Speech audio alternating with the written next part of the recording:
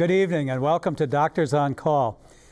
Up front, I want to thank you from the University of Minnesota Medical School for being our loyal watchers for the past 36 years. This is our 36th year as we move into this program. And it couldn't happen without all of the loyal people that have watched our programs. Tonight, we're going to talk about influenza and some other things. So what are the predictions about this year's flu season? And how will that flu shot measure up? Some years it's better than others. What are other infectious diseases we should be on the lookout for? And what should we know about keeping up with our immunizations and booster shots? I'm Dr. Ray Christensen from the Department of Family Medicine and Biobehavioral Health at the University of Minnesota Medical School, Duluth. We'll be happy to answer your questions about infectious disease and immunizations. Just give us a call. The local number is 218-788-2844, and the toll-free is 877-307-8762. I'm pleased to welcome our panelists for this evening. Dr. Emily Onello, a family physician and faculty member at the University of Minnesota Medical School, Duluth. Dr. Chris Thiessen, a family medicine physician with the Gateway Family Health Clinic in Moose Lake, Minnesota, and Dr. Harmony Tyner, an infectious disease specialist with St. Luke's Infectious Disease Associates. When you call in tonight, you'll be talking to one of our medical students, Christy Atkinson from St. Paul, Minnesota, Nathan Lipinski from Zimmerman, Minnesota, and Seth Nelson from Spicer, Minnesota. And now, on to tonight's program. I'd like to start this evening talking a little bit about what is influenza. And Dr. Tyner, you're the infectious disease person, so could you tell us what influenza is? Yes, thank you. Influenza is something we face down every year, and every year there's a little bit of confusion about exactly what is the flu. When we were little kids, our parents told us we had the stomach flu when we were throwing up, and if you get the flu shot and you still throw up, my gosh, does that mean your flu shot didn't work? Well, the tricky part here is we call two things flu. What influenza is a virus. It's actually a respiratory infection. It's a pretty severe respiratory infection. It's a virus that comes actually from birds and chickens, and every year it changes a little bit. I think of the influenza virus a little bit like something that changes quite a lot, almost like a Mr. Potato Head. You can take the nose out, the eyes out, and every year it looks a little bit different just because a different piece moves around. That's why the vaccine changes so much every year and why it's important to get a flu shot every year. Dr. Thiessen, we didn't talk about this before, so I'm kind of blindsiding you a little bit with this question, but it seems to me my recall is that a lot of the influenza changes that occur over in Asia, China, and places where humans are close to birds. Is that correct? Pigs and birds? Birds and pigs. The birds and pigs have circulating influenza, and when you have humans in contact with those, the influenza virus has 8 genes in it. And when you have 2 strains that infect, they can recombine and give you something that is entirely new. That's more likely to happen when you have the animals and the birds and the people in one place. It's very interesting. The other question, I believe that the influenza also circulates south of the equator too, or is it goes both, right? Mm-hmm. And their winter months are opposite ours, so they tend to get that influenza during our summer. Dr. Onello, you're a family physician. I assume that you give influenza shots and immunizations. Is that part of what you do? Yeah, I think that's a great question because a lot of folks hear about flu shots in many influenza vaccines in many settings now. You can get them at the pharmacy. They'll often have them in the communities, special drives to vaccinate. But absolutely, I think as a family physician, we really promote the flu shot. And we were speaking earlier about timing.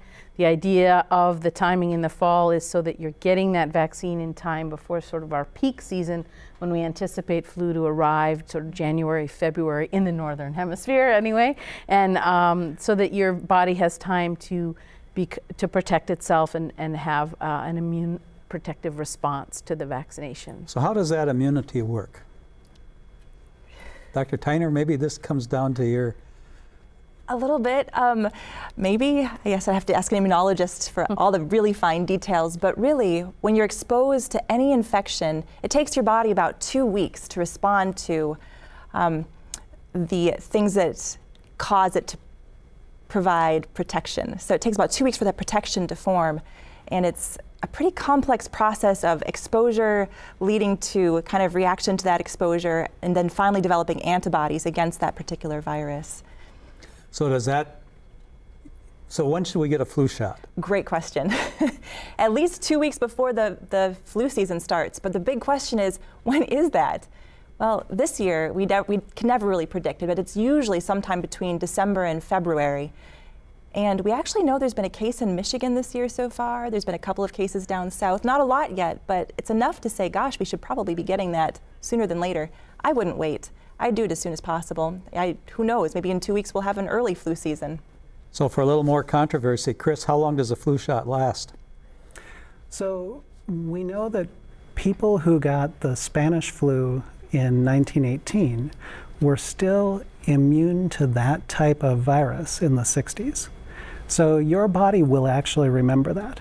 Now, if you get the flu shot, you're going to have an exercised immune system right away for a couple weeks. And then they'll slowly back off a little bit. But that amount of waning of immunity is not really important. Get the flu shot right away. That sounds like a reasonable way to go then. Emily, on the flu shots, we tend to give them in the fall. Is that so? The season that we usually start in is kind of right about now, and then go on. Is there a difference in the type of flu shot a person should get and different age? Now I'm past 65 a bit, so we can start with the elders.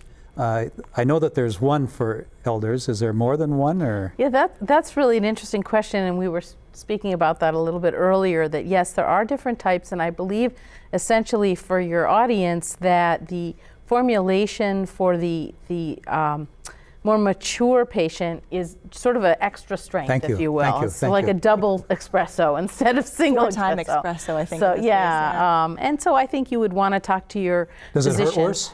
I don't believe it hurts any differently. So I won't No, faint. yeah. You might still faint. Yeah, that's a great question, right? But we are really recommending, of course, influenza vaccines for everybody, I think, over the age of 6 months, if I'm not mistaken. So. And for the kiddies, Chris, you're doing full scope, I suspect, yet. So what's different with the flu vaccine for the little ones versus us older people? So we have, I believe, a vaccine that is 0 to 3, and then a vaccine that is 3 and up. Does that sound right?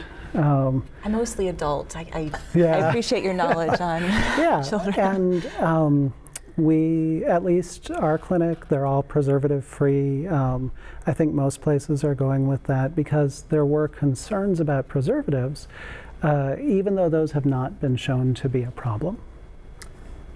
Dr. Onello, how common are side effects from immunizations?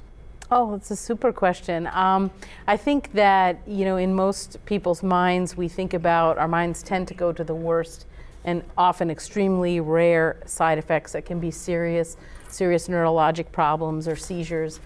Oftentimes many of those things could be 1 in the millions.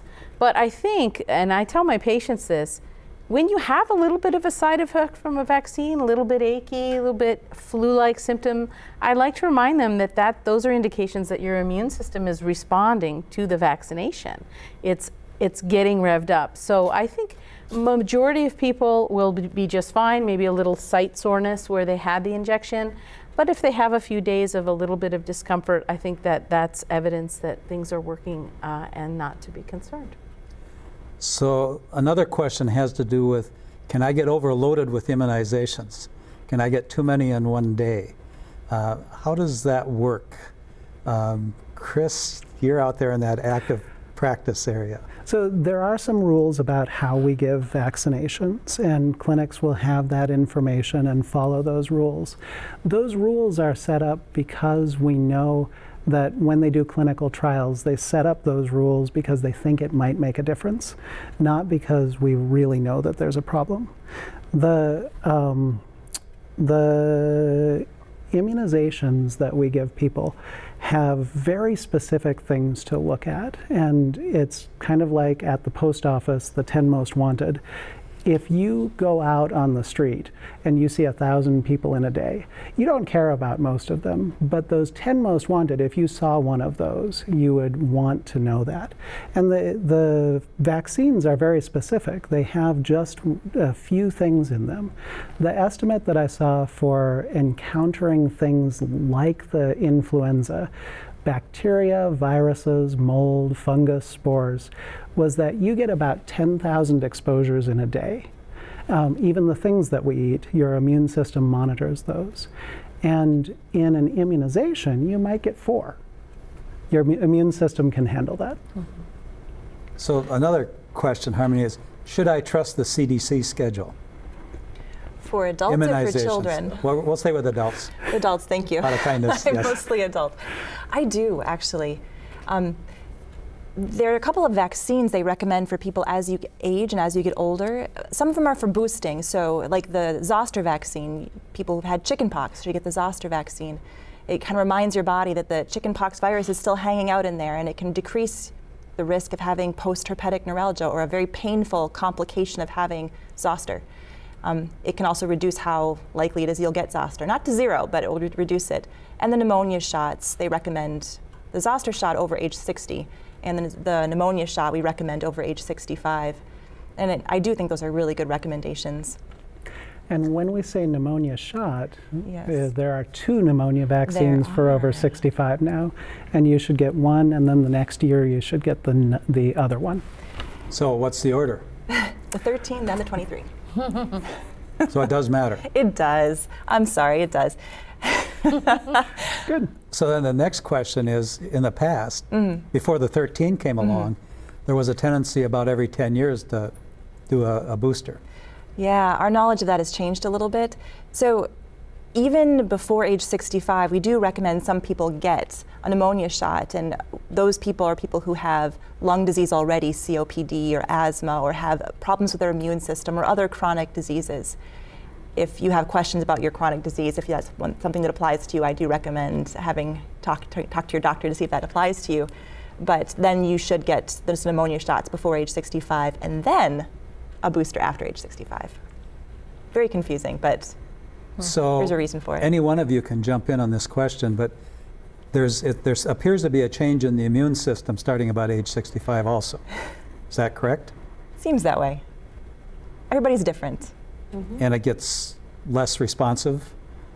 Seems that way. Doesn't work as well. It It's like everything else after 65. Yeah, it takes a little bit more to get things little bit running more. after age 65. Yeah. But again, everybody's different. Age is just a number. All right. But yes. Can you have a flu shot if you have a cold? That's a great question.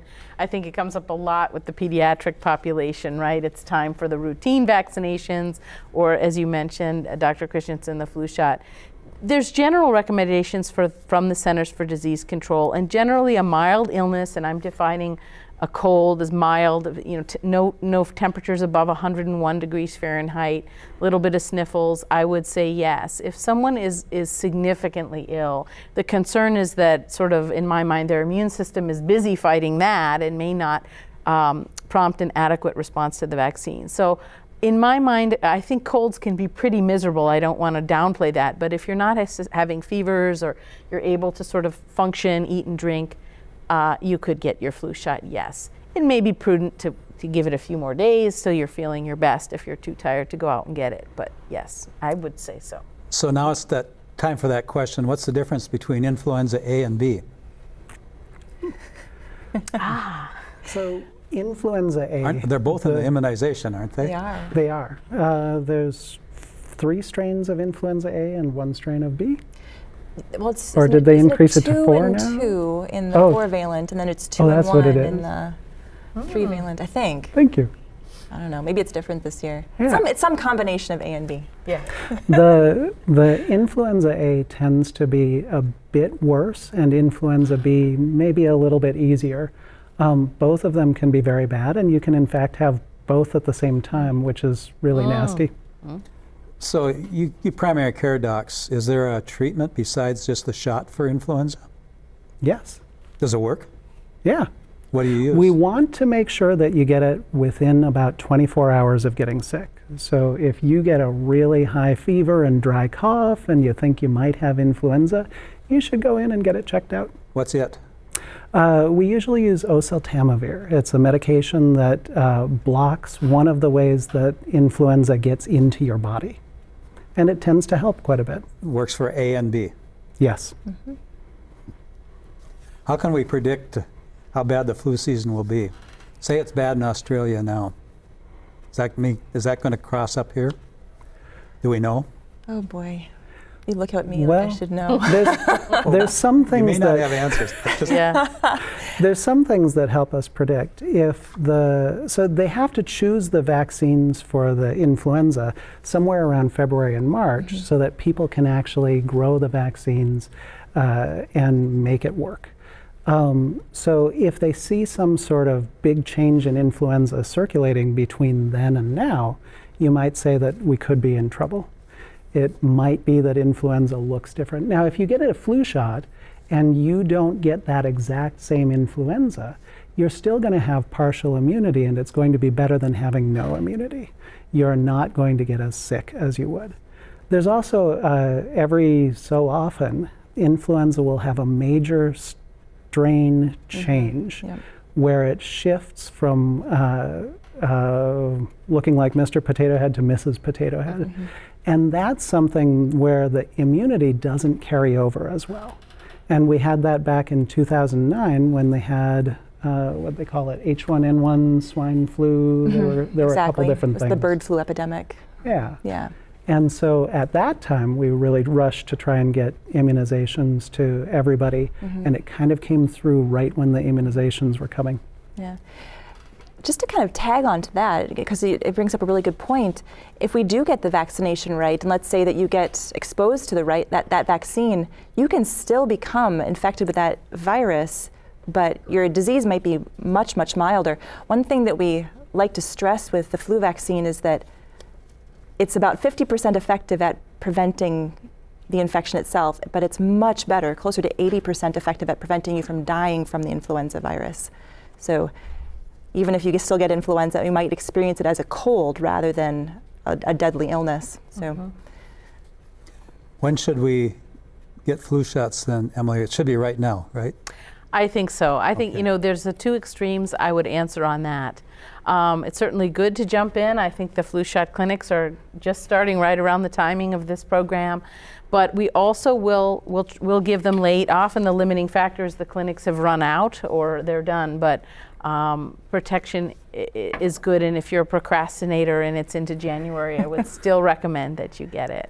So if somebody's had a recent, just one final question, I'm getting tired of flu now.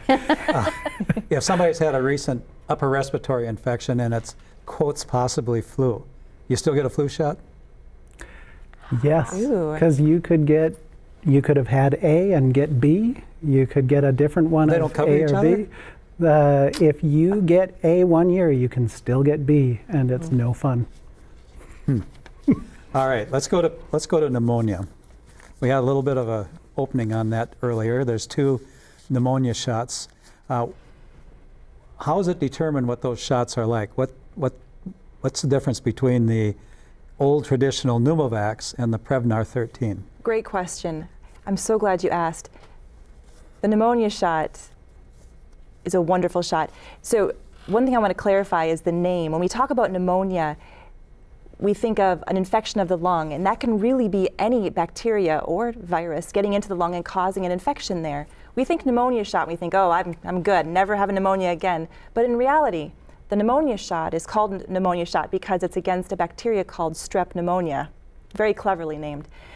But there's about, a couple hundred different strains of strep pneumonia out there. There's so many, but there's several that are specifically known for causing frequent infection in adults and children. But there's several of those, or many of those actually, and one vaccine covers for 23 of them. The other one covers for 13 of them. That's why they're 23 valent and 13 valent. Why don't you put them together? That's not a bad idea. They do have there's slight differences in the formulation of the vaccines, and that's why they have to be given at different times. There's something in one of them called an adjuvant, and one other one's is a protein-bound Vaccine, it's a little technical, but it does mean they can't be given together. Do you give pneumonia shots too to all your elders? Yes, I think the addition of the new recommendation for the PCV or the 13-valent has caused a little bit of confusion, and you want to follow the new guidelines, but absolutely. And I think that if people have had the 23, they can talk to their health professionals about getting caught up with the newer 13. But yes, I think it's not a live virus. It's relatively well tolerated in my experience. We were talking about side effects earlier, and it really, again, it's not a lifetime guarantee that you'll never get any kind of pneumonia, but it sure is an assurance and protection against one of the most common bacterial causes. This live virus thing brings up a question now too. So this person's had a pancreas transplant, and they're immunocompromised. Anybody can go there? Anybody want to address that one? There's a couple of vaccines they should probably stay away from. And it's the ones that do contain live virus. There are a couple out there. Zoster is one of them. And MMR is another one, although by the time you've had a pancreas transplant, you've probably had all of your MMR vaccines. There's a couple others as well, but most of them we don't use here in the U.S. Shingles. Shingles vaccine. The question is quite blunt and up front. How effective is it, and why should seniors get it? So Chris, you're on that front line with all of the old seniors like me. Well, I'm sorry to keep picking on you. That's okay. I think I've seen a lot of people who have an idea what shingles is because they've got friends who've had it or family who've had it. And what's interesting is that I see some of them who come in and say, you know, everybody I've seen who's had it, they've just had it for a couple days and it went away and it wasn't a big deal. And I also have some people who come in and say, everyone who's had it has had pain for a couple months. And that complication of having pain in the area of shingles is really, I think, what you want to try to avoid. If you have a mild case of shingles, most people kind of just get over it in a couple weeks. It's not horrible. But for people who have extreme pain and then might have that pain for the rest of their lives, the shingles vaccine can help prevent that, as can early treatment. If you get in when you're just starting to get shingles, we can also try to help prevent that complication by treating shingles right away. But get the shingles vaccine for that reason. Emily, so the shingles, that's part of the herpes zoster, which is what? Chickenpox? Yep. So if we all had Varicella chickenpox, zoster. what happens? So just for a question then, most of us had chickenpox. Us old people all had chickenpox. What about the chickenpox shot? Does that make a difference do we have any idea where that's going to go in a few years? Any thoughts on that one? You're asking if the people who were vaccinated against chickenpox will still get shingles later in life as those of us who had the real deal. Yeah. I don't know any data. I'll defer to you all. What I've read is that the chickenpox vaccine came out in Japan first, and that they have longer data than us, and that it seems to say that there are fewer cases of shingles in people who got the vaccine versus people who actually got the chickenpox disease. I've read the same thing. It's not zero though. Right, No. you can still get it. Exactly. And I've had people who have gotten chickenpox more than once from just partial immunity. And, you know, and since the chickenpox vaccine is a live vaccine, you can also catch it from a 1-year-old who just got their chickenpox vaccine. So if you are immune suppressed or if you've never had chickenpox, go and get the vaccine and don't hang around the 1-year-olds. So what happened with the Lyme shot? The dog gets a Lyme shot, doesn't it? Yes. That's right. I think they just determined that there were too many complications in humans, mostly rheumatologic, if I remember, potential complications. But I think there are high-risk professions where they still use it, or it exists. It was just they just stopped producing it, so it's no longer made. Okay. So it's not like it was, banned or taken off the market. They just don't make it anymore. And it's a weird vaccine. It actually, the real functionality is once it's back in the tick, which is just, it's weird. But hopefully, So, Chris, what do you do with Lyme? Are you just giving some doxy, or how do you handle those tick bites? Yeah, we see a lot of Lyme disease and other tick-borne diseases in our area. And typically we'll test, but if it's convincing enough, we'll start treatment right away. And if the test is negative right away, we tend to want people to come back in 4 to 6 weeks to get the retest, as what you're looking for in the blood is your immunity to it. And if you don't have the immunity at the time of the first test, it can be unclear, and you need to check it out in a month and make sure that you have not had Lyme disease. Is the Lyme disease, the amount, is it staying pretty constant, or is it seems like it's spreading? We have had it in our area for years, so I don't know that there's more for us. I think I've seen the time of year when people have it expand a bit. Nice job.